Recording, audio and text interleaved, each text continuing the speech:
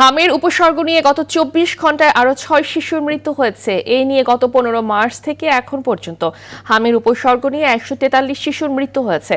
স্বাস্থ্য অধিদপ্তরের প্রতিবেদনে দেওয়া তথ্য অনুযায়ী গত ২৪ ঘন্টায় মারা যাওয়া শিশুদের ৪ জনই রাজশাহী বিভাগের, বাকি ২ জন ঢাকা বিভাগে।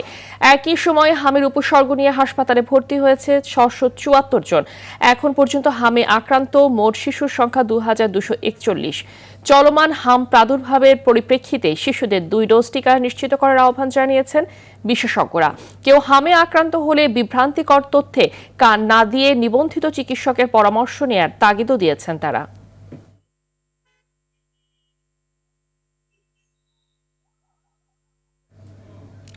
দর্শক, এই মুহূর্তে মহাখালীর বিশেষায়িত কোভিড হাসপাতালে রয়েছে সহকর্মী বিপুল দেব রায়। সরাসরি যুক্ত হচ্ছি আমরা সেখানে।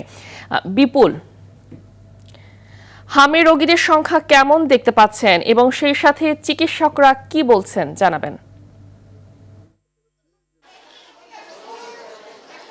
ফাহমিদা, গত ২৪ ঘন্টায় এই হাসপাতালটিতে ১৭৪ জন রোগী ভর্তি হয়েছেন এবং এর আগে যে রোগীগুলো আছে সব মিলিয়ে প্রায় ৫০০-র অধিক এখানে চিকিৎসা নিচ্ছে।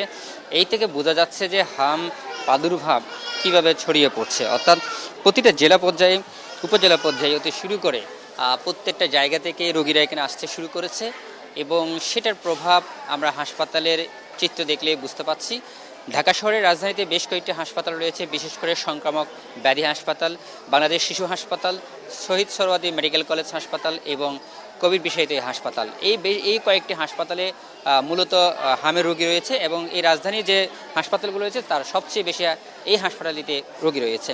এবং আমরা যতগুলো রোগীর সাথে কথা বলেছি তারা অধিকাংশই দূর দূরান্ত থেকে এসেছেন এবং বিভিন্ন জেলা পর্যায়ে, উপজেলা পর্যায়ে বিভিন্ন হাসপাতাল ঘুরে, অর্থাৎ নানা ভোগান্তি পার হয়ে তারপর তারা এই হাসপাতালটিতে এসেছেন।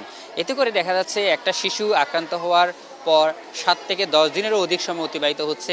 এতে করে অধিকাংশ বাচ্চা জটিল রোগে আক্রান্ত হচ্ছেন এবং চিকিৎসকরা আমাদেরকে জানিয়েছেন যে আসলে হামে আক্রান্ত যে রোগী রয়েছে তারা যে দীর্ঘ সময় পরে এখানে আসছেন, সেক্ষেত্রে দেখা যাচ্ছে কিছু বাচ্চা বা শিশুরা তারা বিভিন্ন জটিল রোগে আক্রান্ত হচ্ছেন। তাই তারা বলছেন যে আসলে সঠিক চিকিৎসার মধ্যে দিয়ে এই হামকে প্রতিরোধ করতে হবে। সেই সাথে যারা টিকা নেননি তাদেরকে অতি দ্রুত টিকা নেওয়ারও আহ্বান জানিয়েছেন তারা। তো ফাহমিদা, এই ছিল আমার কাছে সর্বশেষ তথ্য। ধন্যবাদ আপনাকে।